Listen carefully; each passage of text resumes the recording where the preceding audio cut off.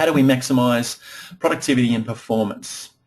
Well, I guess just to start with, one thing I did want to say is that I know that we're all extremely busy. We're all being asked to do more with less, and sometimes, you know, we don't have time to stop and think and look at new ways. And I kind of like this cartoon because it says, look, I know you've got a battle to fight, Si, but I really think you should look at this. Well, I'm far too busy. This guy over here with an actual plans for a machine gun. And I know that sometimes we are so busy in the day-to-day, but to stop and look at different ways of doing things can be a challenge. And hopefully today is all about rebooting your thinking, revitalising the way you might be looking at productivity and performance, engagement, motivation within your organisation, and trying to give you smarter, not harder ways of really making a difference for your people and the culture of your organisation. And the fact is that we are all being asked to do more with less. That is a fact of life, and that is just going to continue. In this environment of all being asked to do more with less, it's therefore the key right now is all about productivity and performance. How do we maximise productivity and performance in the organisation? How do we maximise it in our team, and how do we maximise it in individuals? And traditionally, to do that, many organisations have done, you know, put in place hopefully some engagement initiatives that'll help motivate their people. But as we'll talk about today in some of the research findings for this year, and I'll show you the longitudinal study on the engagement research around what are the obstacles stopping organisations properly engaging and motivating their people over the last couple of years. But you know, what we're going to see today is that sometimes the traditional approaches to engagement haven't necessarily been getting the cut through, haven't necessarily been working. And instead of the top-down approach to properly engaging and motivating people, we're going to look at suggesting the concept of flipping that on its head and working from the bottom up. And it's what we call employee-driven productivity. How do you get your employees to take more responsibility for their own engagement and motivation themselves? So a lot of the theme of today will be around what we call employee-driven productivity. And it's really a more revolutionary way of looking at engagement and motivation. Because I think many people will agree, you know, we've been trying to engage and motivate our people, it's not really working. Why isn't it working? Why aren't we getting the cut through? And so we'll look at that today. So just a couple of sort of general conceptual things to start with. We all know, just so we're on the same page here, we all know that, you know, we're in business to look after the customer. No matter what sort of business we're in, we have a customer. But these days, the number one customer should in fact be our team. If we can look after our team, if we can engage and motivate our team, then they're going to be in a much better position to look after the customer. But there's also a step before that, and that's looking after ourselves as leaders. And basically everyone is a leader. We either have a boss, are a boss, or are juggling both roles. So when you look at today's session, look at it through two sets of eyes. How is this relevant for you as an individual, but also how is it relevant for you as a people leader? And you'll see from the themes coming out of today that instead of trying to engage people in the traditional approach of doing the engagement research and then putting together broad brush themes, we'll look at it flipping on its head to some degree and saying, okay, well, it's actually really important to get individuals to take more responsibility for getting clarity around what motivates them and what can they do about it themselves. So this is the whole employee-driven productivity approach. And it's really revolutionising the way that organisations are now starting to work by getting individual employees to take responsibility themselves. But we as leaders, people leaders, we as, you know, head of human resources need to have the tools and resources to be able to do that. And I know that there are many old school managers out there who are still going, well, hang on a sec, we pay our people, don't we? They should be engaged and motivated anyway. Well, that might have worked in the 70s, doesn't work these days, and we've just got to be a little bit smarter in how we do things. And again, we're trying to simplify this today and show you how to do that. So I guess our approach is very much around just today, as I said, revolutionising, rebooting your thinking around engagement. So you've got some ideas, so you're ready to go when the gun goes off. And particularly, you know, if you're just embarking on engagement research, having some ideas to get going straight away, because many employees have given you, let's say, the feedback of doing engagement research, and then what they want to see is some implementation of some of those findings pretty much straight away. You'll see that employee-driven productivity is a way generically to do that across the board, no matter what the issues are within the organisation. So just a quick start for those, because there's so many newbies online today, just a quick background on Life by Design. We've worked with 5 or 6 of Australia's top 10 companies. We've worked multinationals, and it's great. Even today, we've got people from all around Australia, New Zealand, and even I think we've got someone registered from Germany today. So it's great to have such a diverse range of people online today. Ian Hutchinson is me. I'm also author of People Glue, Engagement Retention Solutions That Stick. This is very much a quick cut to the chase book, which is based on our programs we run for people leaders. So if it's something that you want to get a hold of, just it might be of interest, and I know that we'll send you out a link to some of the resources and tools that are available at the end of today's session. All right, objective of today's session. So I've just run through what are the key obstacles to employee engagement. What's the research around the obstacles? What's stopping us properly engage and motivate our people?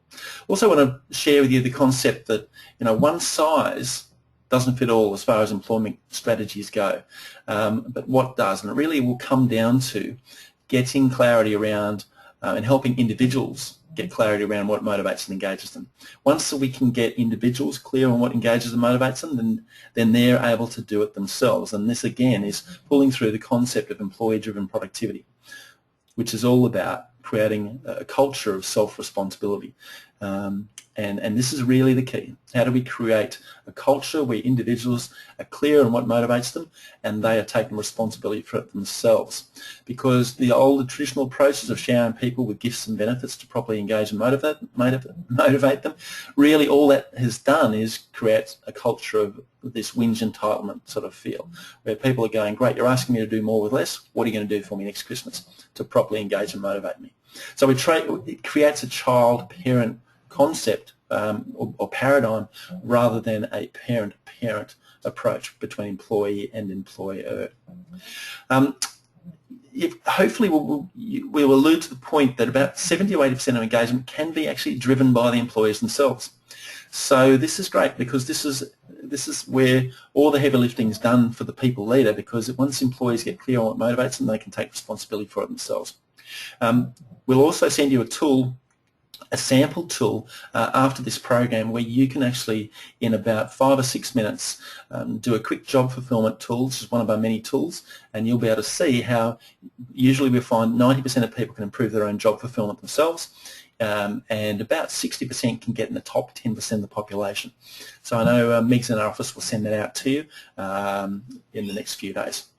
And then really, I want to really drive home the understanding that individual motivators is the key to increasing productivity. So it's about, not necessarily understanding the overall engagement initiatives that need to be solved for the organisation. That's okay. The problem with that approach is many things fall through the cracks, because as we'll see, that human resources can only got the time and money to start looking at certain issues, but not all issues. And we know that everyone is motivated by different things. So let's have a look at some of the research, and the part of today is just giving a summary of some of the key research findings. We do longitudinal studies on this every year, but just very quickly, a quick overview. There has been an increase in HR's interest in performance and productivity. Employee engagement is still quite an important issue. Culture change is there as well. But I think employee engagement motivation is really one of the key strategies to improving productivity and performance. Let's have a look also at who's undertaking engagement surveys. It's about the same as last year, so there seems to be a fairly consistent approach there, and organisations still are wanting to do engagement surveys.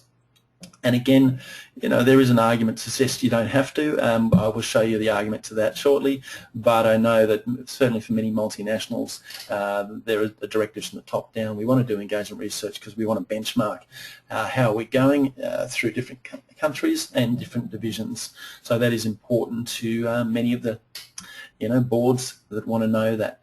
But what we find time and time again is many organisations are spending 80% of their time on the research and only about 20% of the time on effective implementation.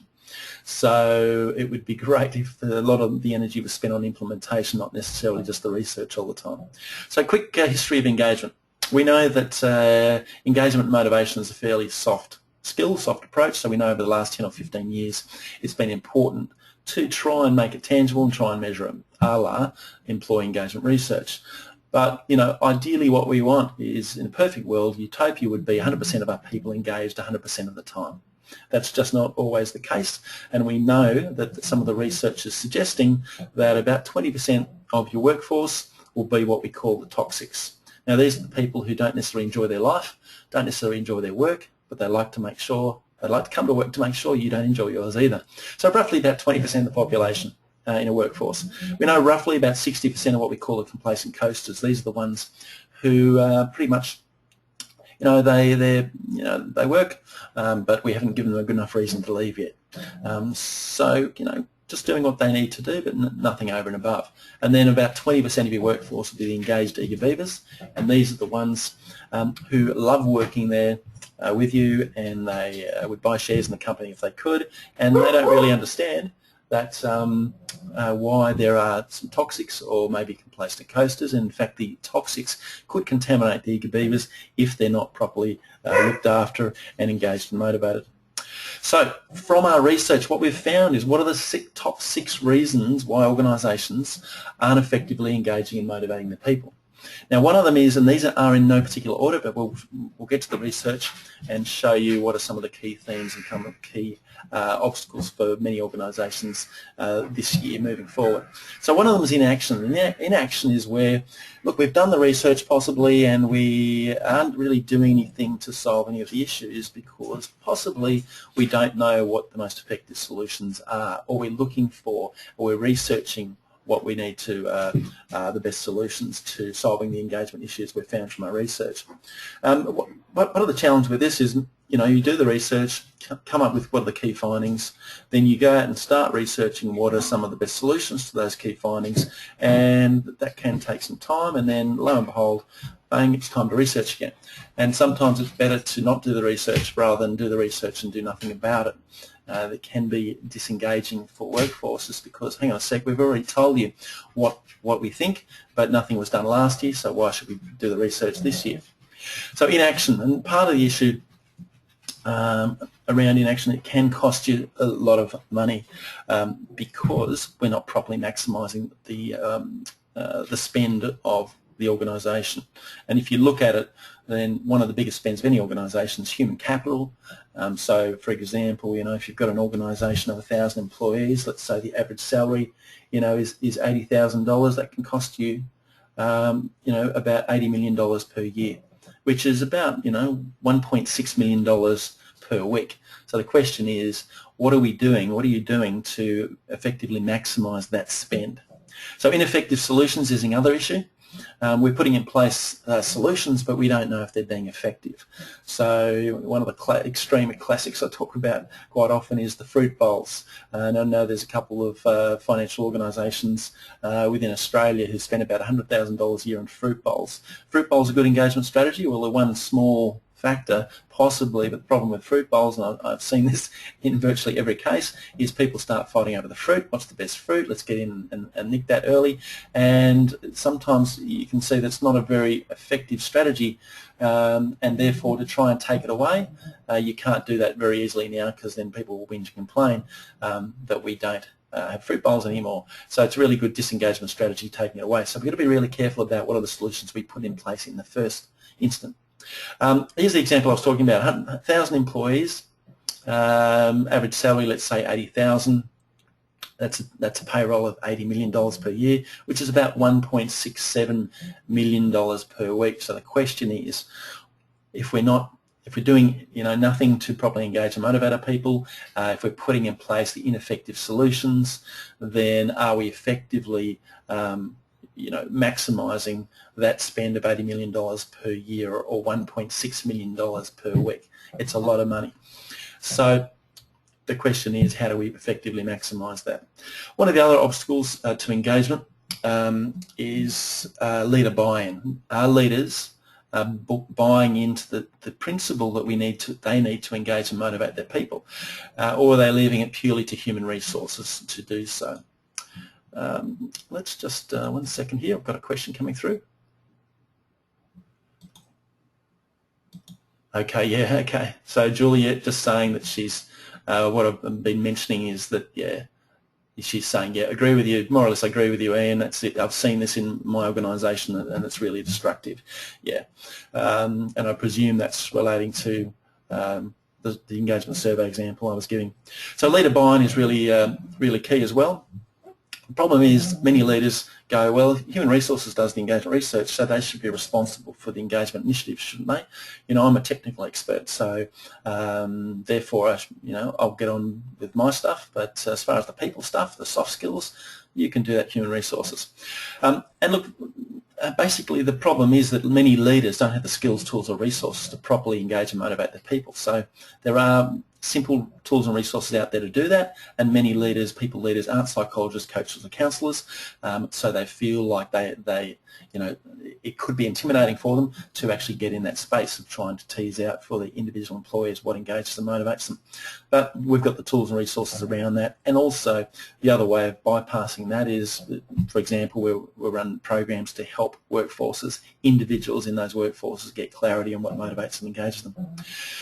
Next one is time poor, and again, these aren't in any particular order. The time poor one is, gee, I don't have time to properly engage and motivate my people. We pay them, they should be motivated anyway, shouldn't they? And or we'll leave it up to human resources. Time poor is just going to be with us forever. We could almost take this out of the survey because it's so consistently just a common issue for everyone. And then the last one here is employee clarity. Now this is the sleeping giant. This is the one where psychologically most employees know what they don't want. It's easy to work out what unmotivates you and disengages you, but it's harder to work out what really does motivate and engage you. And that's just a general phenomenon psychologically. My background's in psychology, career development and business management, and time again, the psychological issue around productivity and performance in an organisation is that most employees know what they don't want, fewer know what they really do want. And that's key. That's key to this whole employee-driven productivity phenomena. Most employees know what they don't want, fewer know what they really do want. Now, if an employee doesn't know what they want, it creates three issues. Number one, they would typically default to, well, just pay me more money. Gee, you're asking me to do more with less, so pay me more money.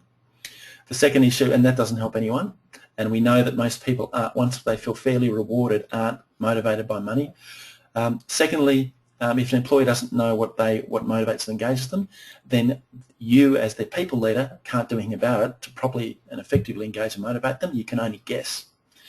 And thirdly, if an employee doesn't really know what they want, what engages and motivates them, they can't take responsibility for it themselves.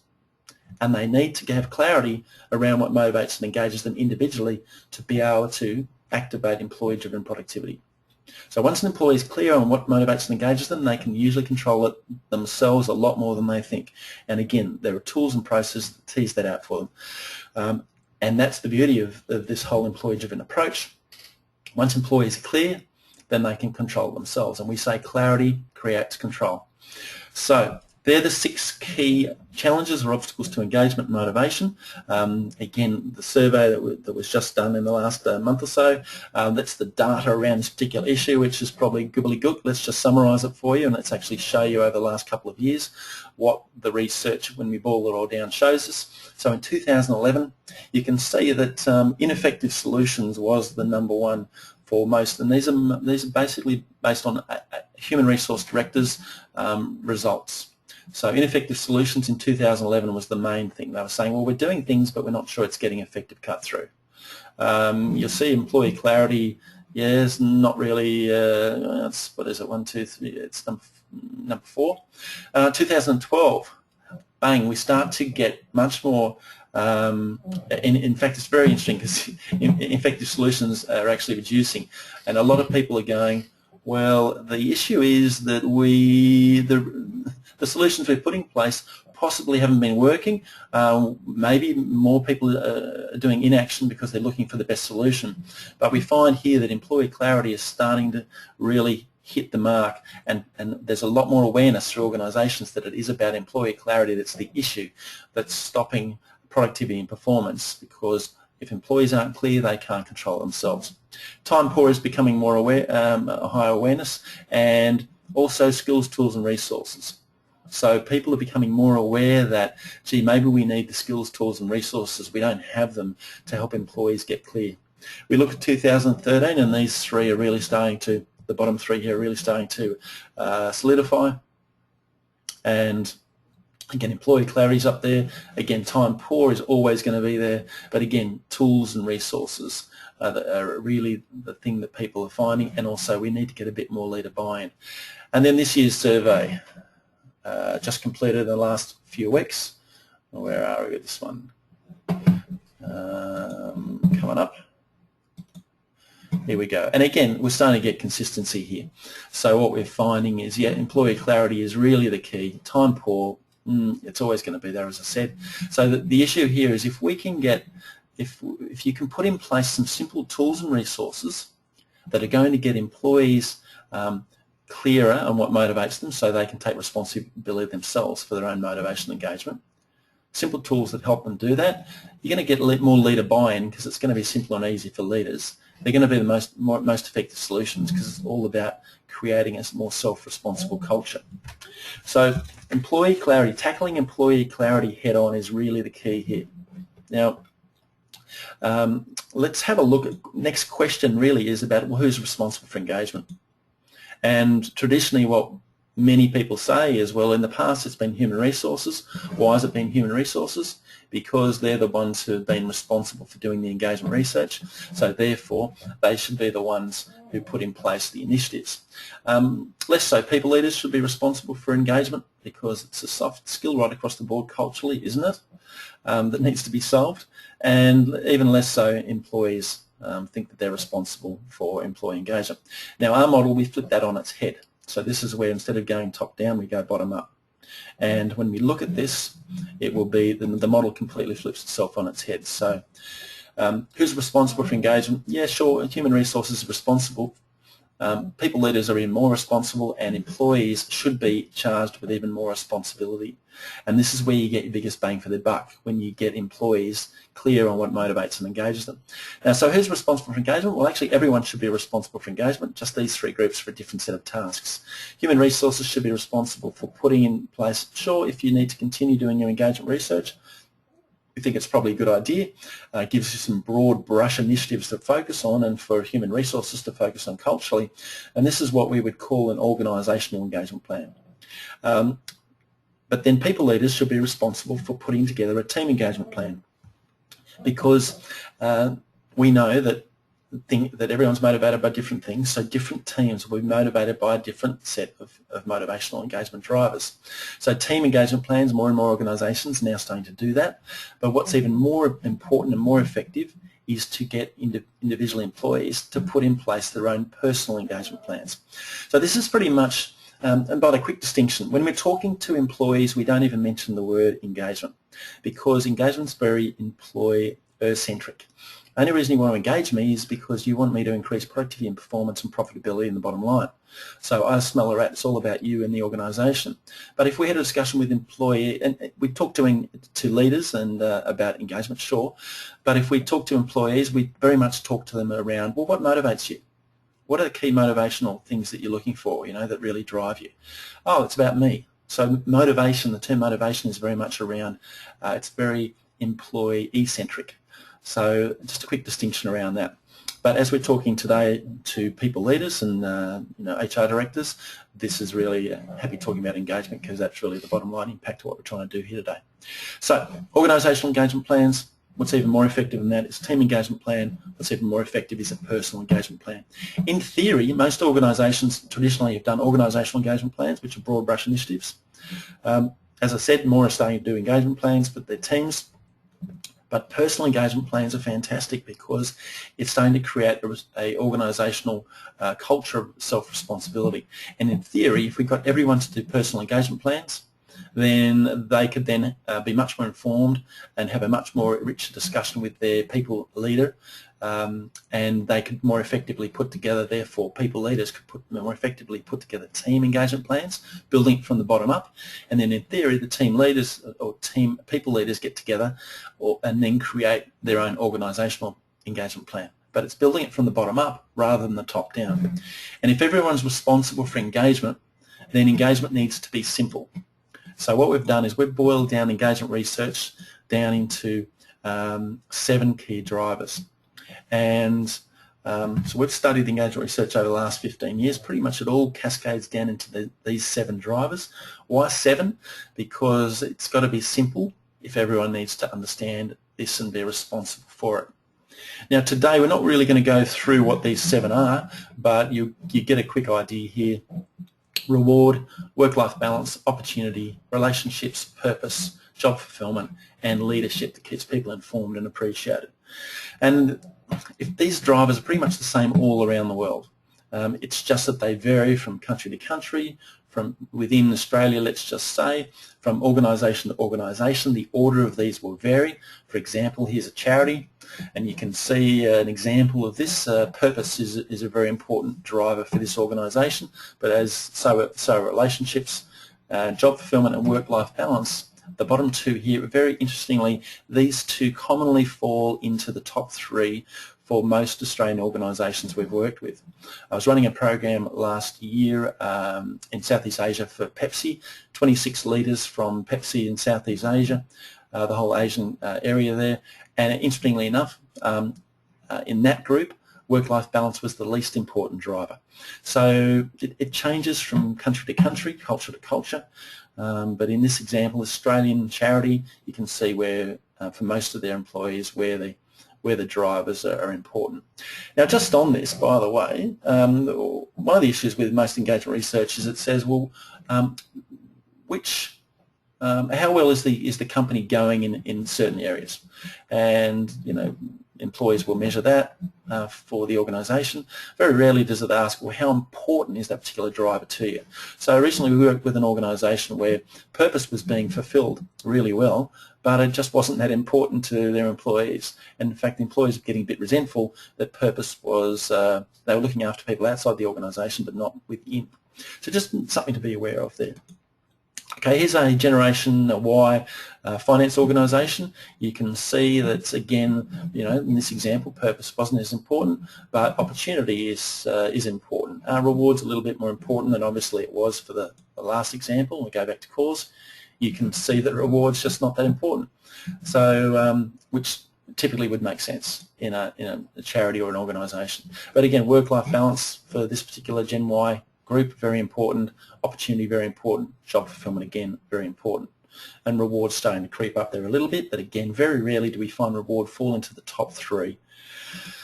Then Asia Pacific, here's an Asia Pacific organisation, and you can see job fulfillment really important, opportunity. So the principle here is that everyone is motivated by different things. So therefore, it's all good and fine to do the traditional approach of engagement research, come up with an organisational engagement plan. But the issue is, well, what if you found that, from your engagement research, you need to focus on career development, let's say REM packaging, and let's say work-life balance initiatives. So that would be, in our language, opportunity, reward, and work-life balance might be 3 key initiatives. But what if you had a pocket of top talent and they were motivated by job fulfillment, relationships, and purpose?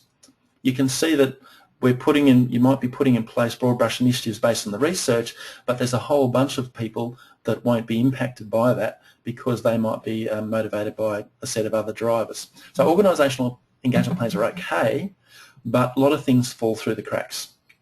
So therefore, team engagement plans within that organisation, as we said earlier, are even more important, and even more important than that are personal engagement plans. So there are various different ways of doing engagement plans, personal engagement plans, and in the People Glue book we talk about that in a bit more detail. There are card sets available for people leaders to open that discussion with their people. And I know we've got a couple of people from Deloitte's registered today, and David Brown, who used to be the head of Hewitt for about 6 years, now works for Deloitte's, and Deloitte's actually over the recent times bought about 700 sets of these cards, so thank you, Deloitte's. But a simple tool to help have a much more informed discussion about what motivates your people. There are also, you can see here on the right hand side, this is an example of what we'd call a paper version of a a personal engagement plan. You'll notice we don't call it a personal engagement plan. It's called, just a motivational drivers tool. But again, it's got the 7 key drivers, and it's just a way of getting people to come up with the strategies around that. Now, the nice thing about this, and we did this recently for Staples, the American stationery company, but they example was we ran an initiative running their employees through in about 90 minutes, getting them all really clear on what their motivators were and the strategies that they could do. And what we find from that is that about 70 to 80% of all the strategies they come up with, they can drive themselves. It's just a matter of them getting clear on what does motivate them and what they can do about maximising that. I had an example when the HR director was doing a review with his team. If we get a chance, we'll talk about reviews today, because stitching this into the front end of a review process then converts the review process into more of a motivational review. So it's more of a two-way street, both for the employee and the employer. The HR person was having a review with their HR director, and they said, look, good news is you don't have to do anything. By actually doing this process, I've identified what the strategies are, and I can pretty much control all of them and implement them myself. You don't have to do anything, so I just want to keep you informed. Here's what my motivators are, and here's what I'm going to do about those, and it's going to be great. It's creating a win-win. So there are also online processes for this. For some of you, you might be aware of our system, MeCentral, and in MeCentral, it's a web-based platform. Been licensed, I think, through 5 different countries. So this is just a quick example. This is the online version of how you create a personal engagement plan, but you can see that it helps people identify, the top 3 motivational drivers. In this example, work-life balance, opportunity, and job fulfillment. And in about 10 or 15 minutes, people can then also create the strategies for each of those. So it also has a simple traffic light system here on the right-hand side. And ideally what we want to hit is we want to hit greens in people's top 3 motivational drivers. So with this also, the people leader can also get access to this. Each individual employee can allow them to see their top 3 motivators and the strategies behind those. So this is just one of the many tools within MeCentral. And also here's an example of the online team engagement plan, where every people leader has their own team engagement plan. It's got strategies that would improve each of those. You can see across the top here again, there are simple traffic light systems, and ideally, again, in their key performance indicators, you'd want to have each people leader with as many greens as possible.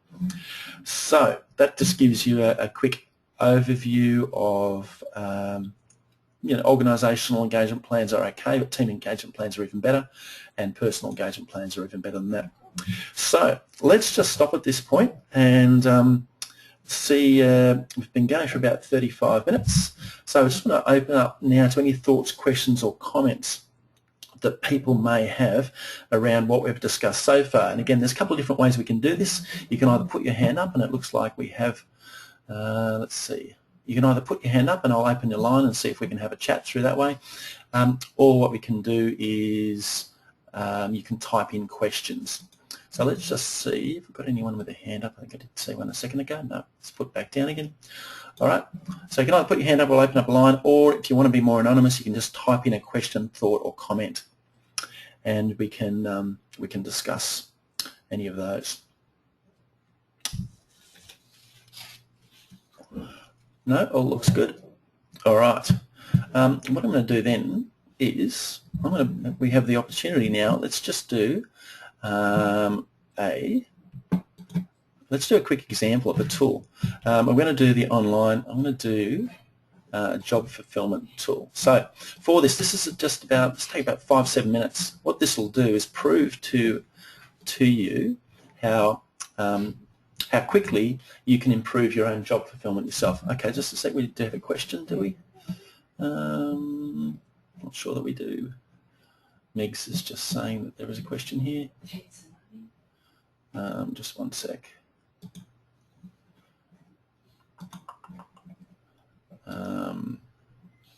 Oh yeah. So Kate, okay, Kate, you've got your hand up. So Kate, I'm just going to open up your line, and hopefully we'll see how technology works for us. Kate, are you there? Yeah, I'm there, Ian. Yeah, great. I love the tool. I love the simplicity of the cards and the motivational driver template. Just wondering how you've used it to integrate with other people practices for organisations.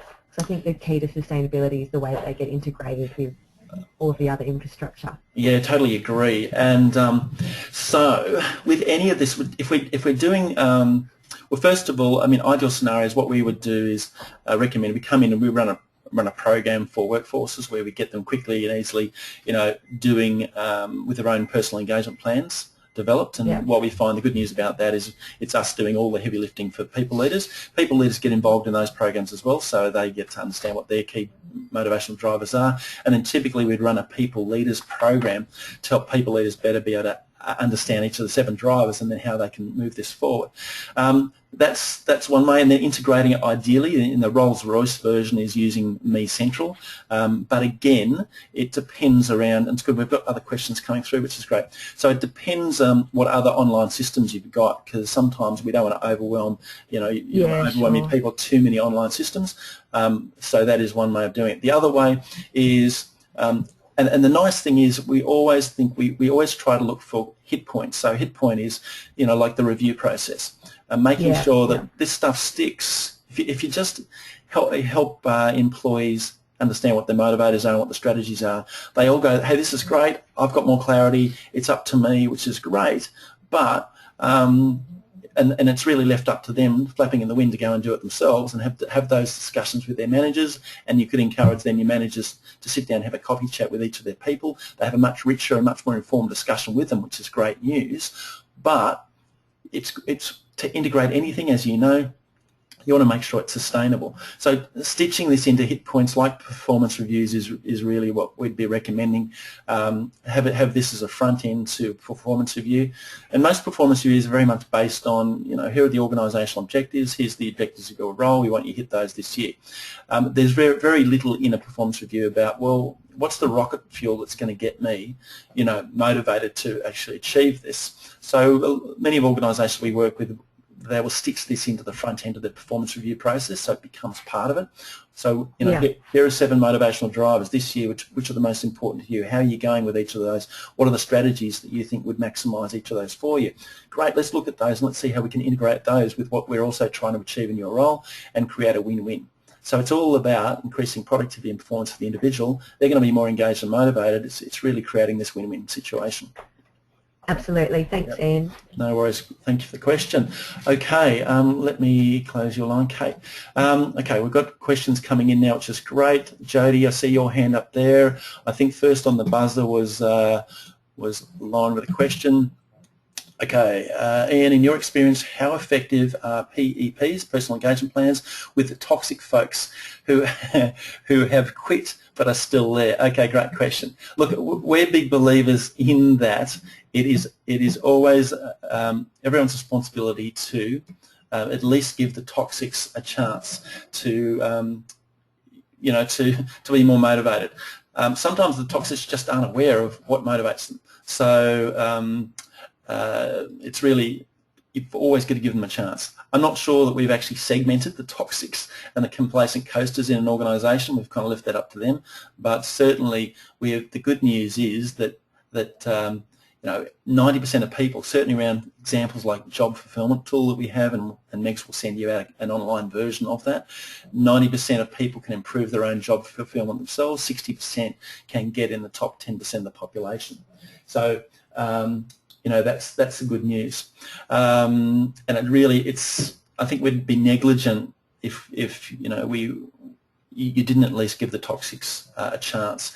You either go, you're a toxic, we're going to performance manage you out, or you sit down with them and go, look more holistically, what's going on in life, what's going on at work, and how together can we help improve those, and giving them a chance, because we always want to try and migrate them into complacent coasters and complacent coasters up into eager beavers.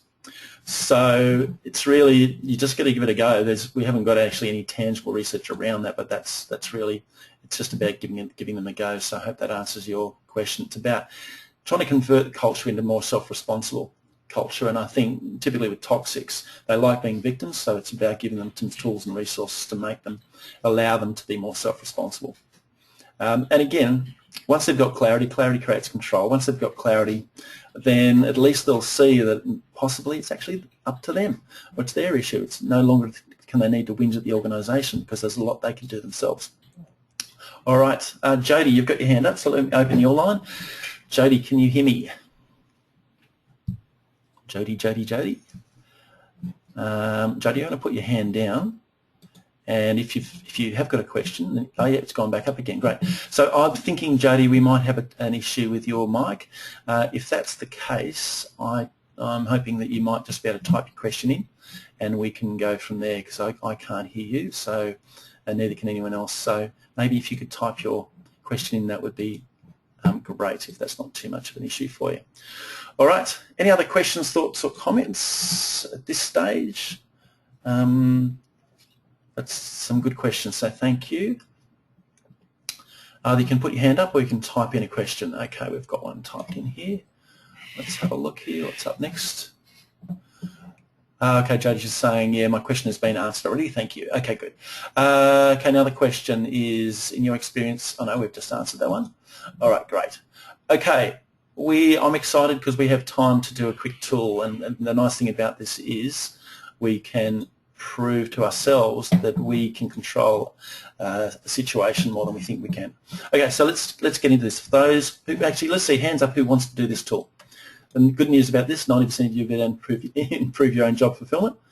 60% will be able to get the top 10% of the population. Okay, let's see who wants to do the tool. Okay, wonderful, overwhelming response to do this for those that want to.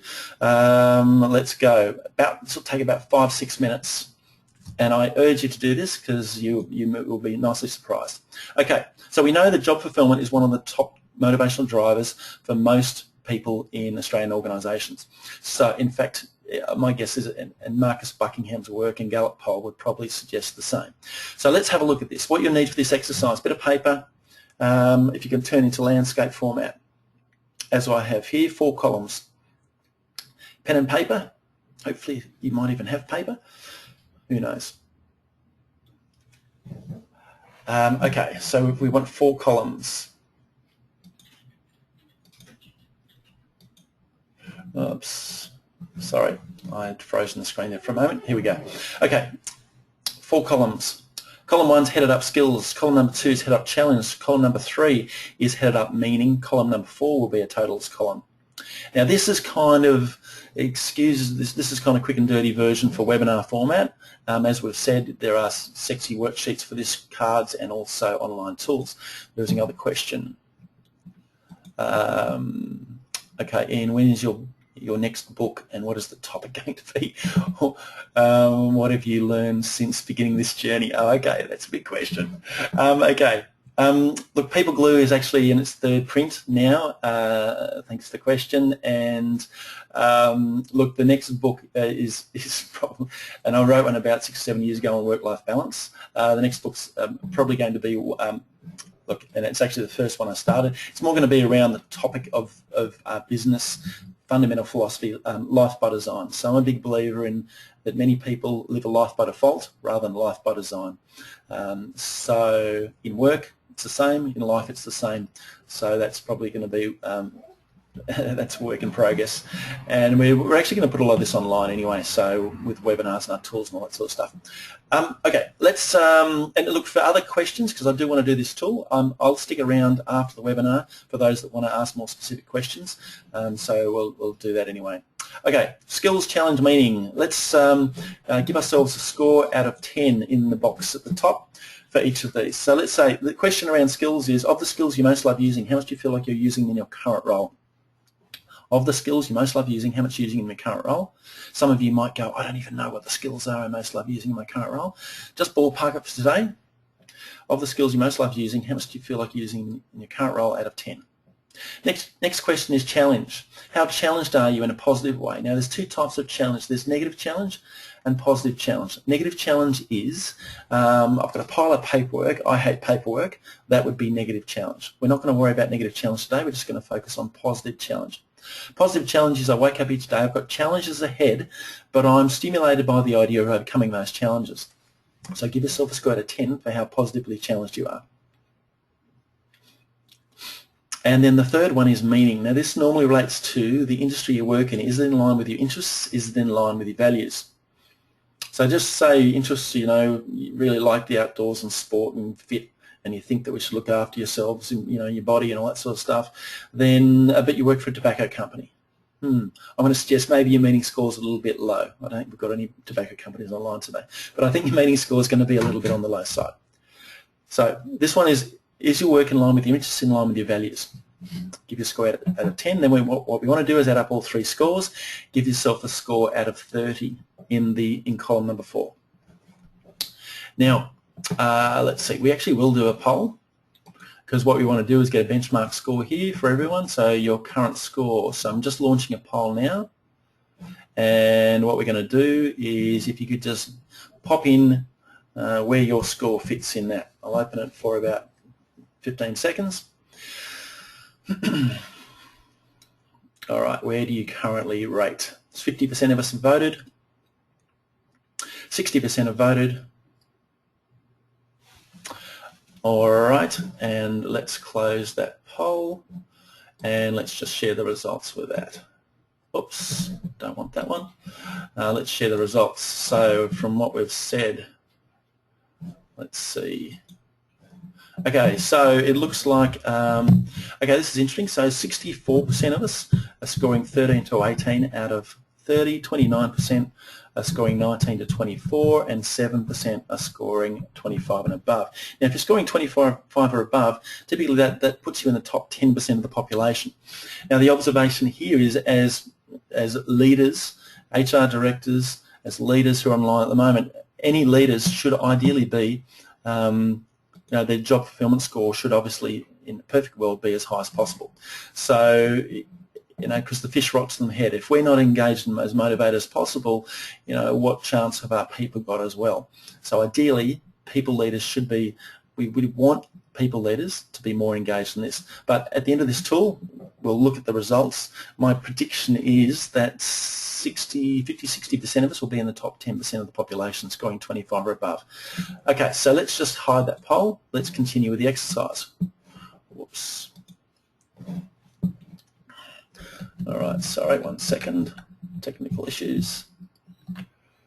All right, we're back. Okay, so what we want to now do in the column number 1 under skills, what we want to do is we want to brainstorm a whole range of different ideas using this criteria. And I'm putting up a starting point for you.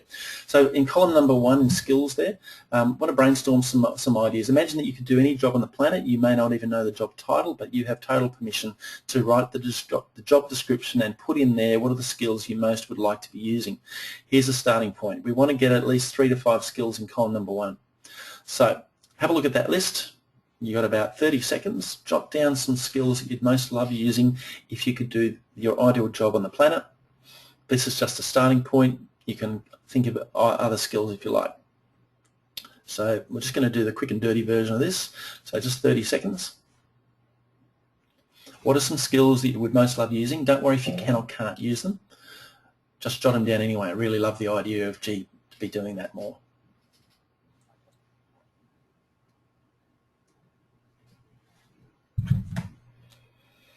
And these are going to go in column number 1 under skills. I really encourage everyone to do this. So what are the skills you would most love to be using if you had total autonomy and control? If you're working for yourself and you design your ideal job description, what skills you'd be using is a starting point.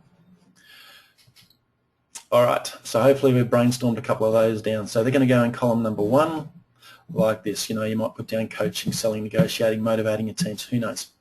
Okay, column number 2, we're going to look at challenge. Now there's 2 ways we're going to look at this. First way is, because I'm a really good guy, I'm going to give you all 1 year sabbatical and $100,000 to spend on your own training and development. So you might decide, oh, I've always wanted to do an MBA in London, or you might decide, you know, and put down a whole range of things. gee, I want to go and do a mentoring course or a coaching course because I'm really into that and like to do a better job in that. Or most of us obviously will all put down the Advanced Excel Spreadsheet course because we'd all love to do that, wouldn't we? Okay, so there could be little courses, big courses, whatever you like. You've got $100,000, you've got a year off to do it. The problem is you've got 45 seconds to brainstorm all those ideas and spend your $100,000. Your time starts now. So these are all in column number 2 under challenge.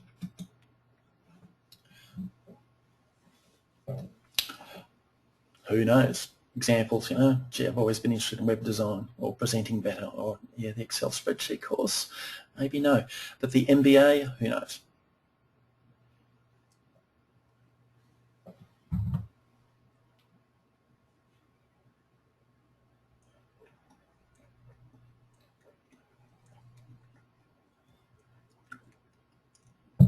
So give yourself permission. Try and think of any courses, training, development.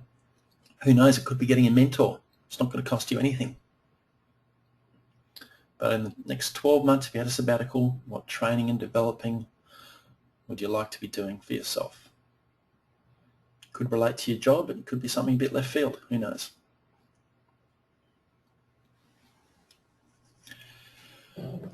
All right, hopefully you got 3 to 5 ideas down. All right, column number 3. So this is really just a bit of a cognitive reframe of your role right now. Let me give you some examples around meaning and purpose in this particular one. So let's say you've got 2 bricklayers. One bricklayer says, look, what I do is I slap bricks together. The other bricklayer says, what I do is I build hospitals and schools for the local community. Now, they work on exactly the same project, within meters of each other, but one has a different mindset of what they do. I think sometimes we can get bogged down into the day-to-day of our business and we don't realise the good work that we actually do or the ripple effect that we have within, society. So, what does your organisation do? Typically it would be about increasing the quality of people's lives. I know we've got some financial institutions online, You go, what do I do? Well, ultimately, don't you help people feel more safe and secure in their life? Pharmaceutical, it's about increasing the well-being and quality of people's lives. What do you do? Just have a little think about reframing what you do to give it a higher sense of purpose and meaning. Now, this one's usually a little bit more of a thinker, but see if you can have a stab at it. I know Siemens, could be about making the world a more sustainable place.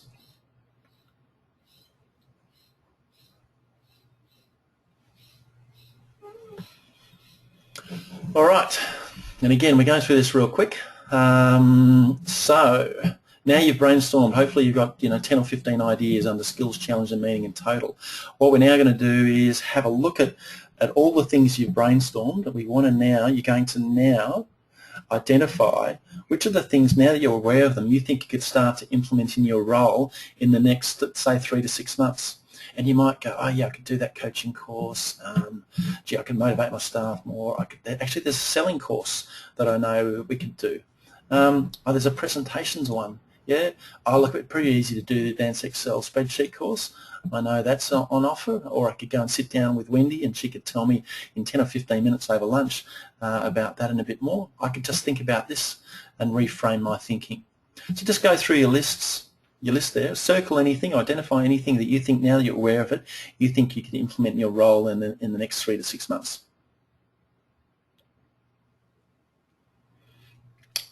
Maybe just circle it. You'll probably find there's a range of things in there you can do. Might surprise yourself. All right, and once you've done that, imagine now it is now 3 to 6 months down the track and you've done these initiatives. So in this example, you were 6 out of 10. Gee, I've done the coaching and selling, or at least registered for them, and I'm motivating my people more. That's great. Gee, if I was doing those, my score would go up to an 8.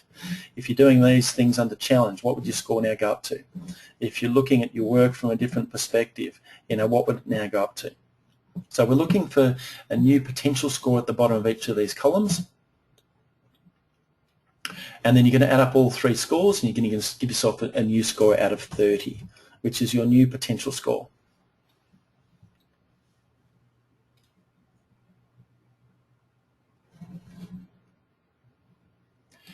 Now what we're going to do is I'm going to open up the poll again, and we're now going to come up with what is our new score. So what's your new potential score? 25% have voted, 40% have voted, 60% have voted. All right, that'll probably do us. Let's now share the results. You'll see a remarkable change. In 5 to 7 minutes, whoops, what are we doing there?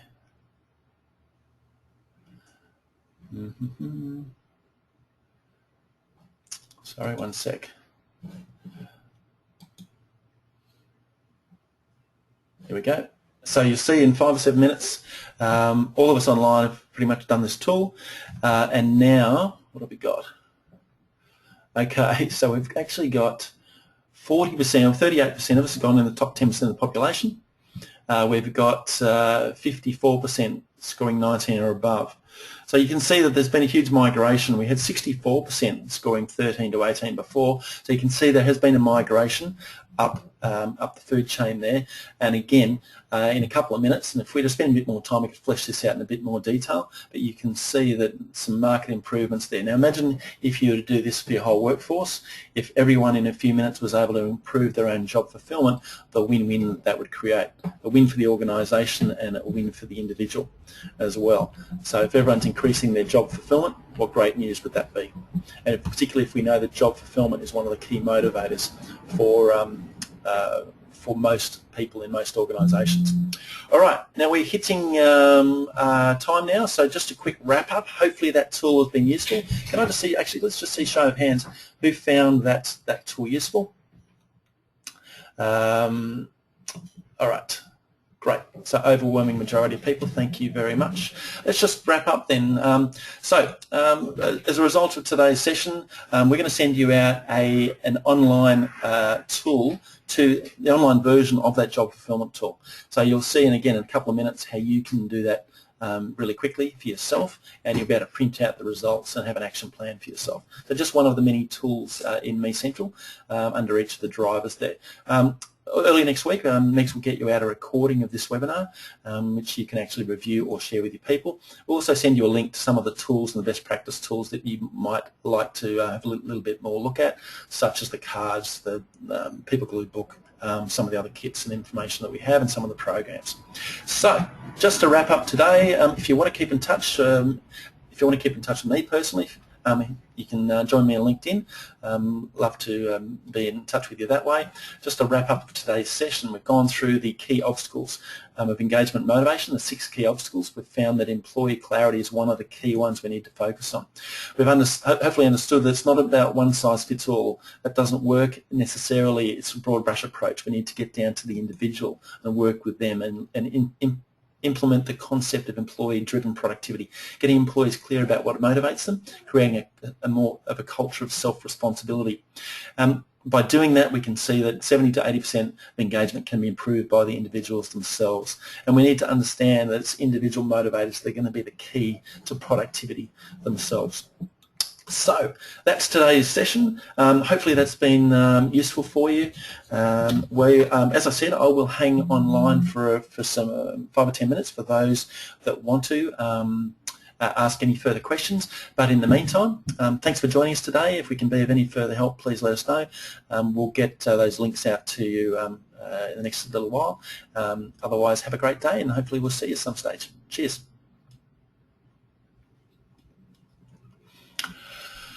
All right, now for those that want to stay online, happy to answer any other specific questions. Let me just close everyone, put everyone's hands down. We have got a bunch of people still online, Now there's two ways this kind of works. A lot of people stay online because they just want to hear what other people want to ask, and if you just want to be a listener, that's okay, but it doesn't really work unless someone wants to ask a question. So you can either type in a question or you can put your hand up, either or. But we've got a bunch of people still online, so any thoughts, questions, comments, hands up or type in a question.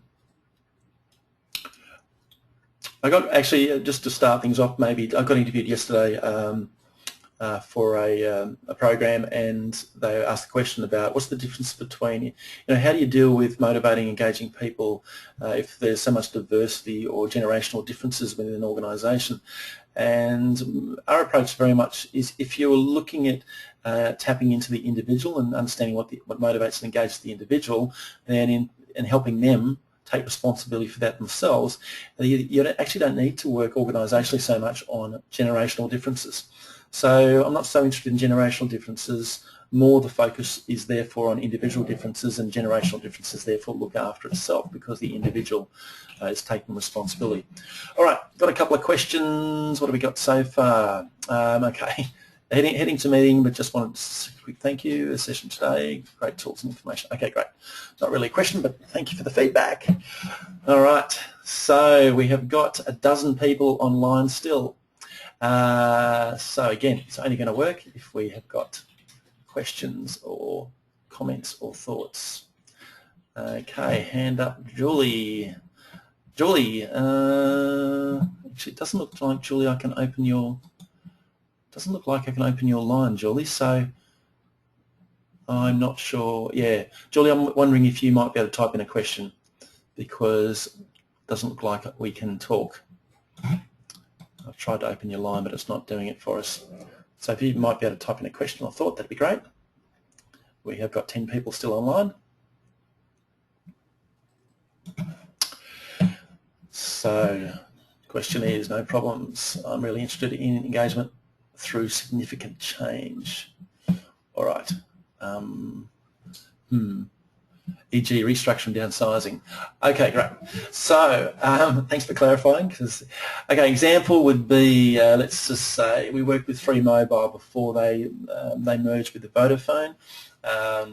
We ran the whole 950 employees through a program that really got them clear about what motivates and engages them. And we also worked on, actually it was a bit more holistic than that also. We worked on their career development and work-life balance and, sorry, another clarity question. I do a lot of work with organisations on this. Okay, right. So in any merger situation, we're big fans. You can there's two ways you can do it. You either do this sort of approach before there is a merger, because what you want to do is you want to get individual employees really clear about themselves and what they're after and what engages and motivates them, because a lot of people feel in mergers, obviously, a sense of possible insecurity. They might lose their jobs. You want to get people really clear on who they are, what motivates them, and where they want to be in their career anyway. So what that does is create a more resilient workforce, and people are, ready and clearer about where they want to go and what they want to move towards. The other thing it does is sometimes shakes the tree and gets rid of the dead wood before a merger anyway, and sometimes people will find that, well, maybe this role wasn't right for me, maybe this organisation wasn't right for me anyway. And certainly out of 950 employees and Free Mobile, after this program that we ran them through, which is very much what we call a self-leadership program, getting them clear on their work, on their life and their personal finances so they can take more responsibility holistically. But in that certainly were the whole piece around their motivational drivers and what engages and motivates them. So in that example, about 30 people left as a direct result of the program, and some people might go, oh my God, but 25% of them, 25 of the 30, they were trying to performance manage out of the business anyway. So yeah, that would be an example of doing it before a restructure or a change. The other thing to do is, and we've done this also, initiatives after mergers. So that, gee, we've lost a bunch of people. okay, let's bunker down now, and you guys are the ones staying. Let's make sure you're really clear and motivated. We're going to run this program for you personally, and that's going to help you in your work and your life, because we want to invest in you, and we want to make sure you're as engaged and motivated moving forward as possible after all this turbulence and change. So what have we got? Okay, so Julie's doing a bit of promotion for us. You've actually said it. Oh yeah, okay.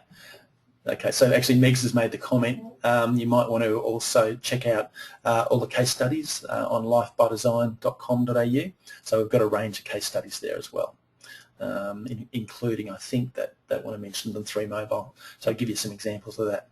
But it's good to do this. And actually, the nice thing about employee-driven productivity is you can do it at any time, because it's really about getting people in the driver's seat of their own work and their own life. So you can do it before a merger, after a merger, anytime you like, and that was my point.